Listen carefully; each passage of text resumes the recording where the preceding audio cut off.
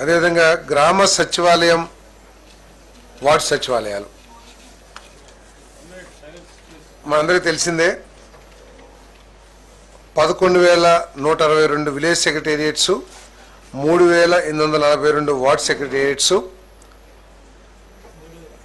3,842 ward secretariats ఇంతకుముందు establish చేయడం జరిగింది. దాంట్లో 11 మంది విలేజ్ సెక్రటేరియట్లు, 10 మంది వార్డ్ సెక్రటేరియట్లో అలాట్ చేశారు ఎంప్లాయీస్ని.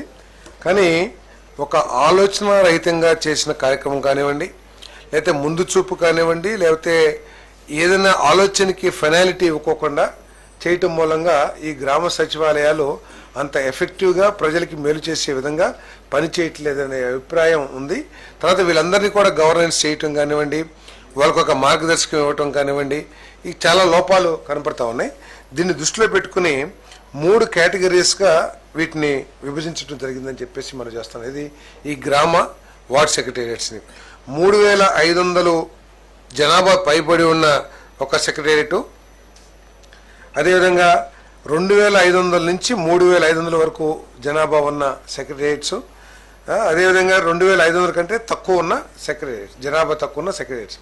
ఈ 3 సెక్రటేరియట్స్ని ఏర్పాటు చేసి 2,500 కంటే తక్కువ ఉన్న జనాభాలో 6గురిని, 2,500 నుంచి 3,500 వరకు ఉన్న జనాభా ఉన్న సెక్రటేరియట్స్లో 7 మందిని, 3,500 పైబడి ఉంటే 8 మందిని ఈ ఆల్రెడీ అపాయింట్ అయిన వారందరినీ కూడా కేటాయించడం జరిగిందని చెప్పేసి మనం చేస్తాం. నేను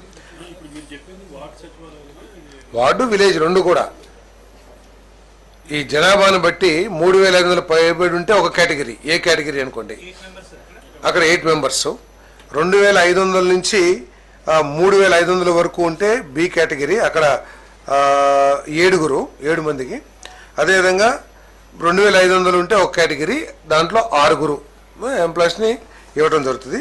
దీంట్లో వీరిని multipurpose functionaries, technical functionaries, aspiration functionaries అని చెప్పేసి వీళ్ళని కూడా 3 విభాగాలుగా డివైడ్ చేయడం జరిగింది ఎవరిని, ఎంప్లాయీస్ని. దీంట్లో ఏంటంటే టెక్నికల్ ఫంక్షనరీస్ ఏదైతే ఉన్నారో వీళ్ళు అగ్రికల్చర్ డిపార్ట్మెంట్ కానివ్వండి, పంచాయతీరాజ్ డిపార్ట్మెంట్ కానివ్వండి, వీళ్ళందరికీ కూడా అనుసంధానంగా ఉంటారు. ఆ డిపార్ట్మెంట్స్కి వీళ్ళ సేవలు ఏదైనా కావాలంటే జిఏడి ప్రిన్సిపల్ సెక్రటరీ ఎవరైతే ఉన్నారో వారి ద్వారా వీళ్ళ సేవల్ని వినియోగించుకోవడానికి అవకాశం ఉంటుంది. రెగ్యులర్గా గవర్నమెంట్ ఇచ్చే ప్రోగ్రామ్స్ ఏదైతే ఉన్నాయో అగ్రికల్చర్ డిపార్ట్మెంట్ కానీ లేదా పంచాయతీరాజ్, ఆ పనులన్నీ కూడా ఈ టెక్నికల్ వాళ్ళు చేస్తూ ఉంటారు. అదేవిధంగా వీళ్ళకి హెడ్స్గా గ్రామ సచివాలయాలు అయితేనేమో పంచాయతీ సెక్రటరీ హెడ్గా ఉంటాడు. అదే వార్డ్స్లో అయితేనేమో వార్డ్ అడ్మినిస్ట్రేషన్ సెక్రటరీ వీళ్ళందరికీ కూడా హెడ్గా ఉంటారు.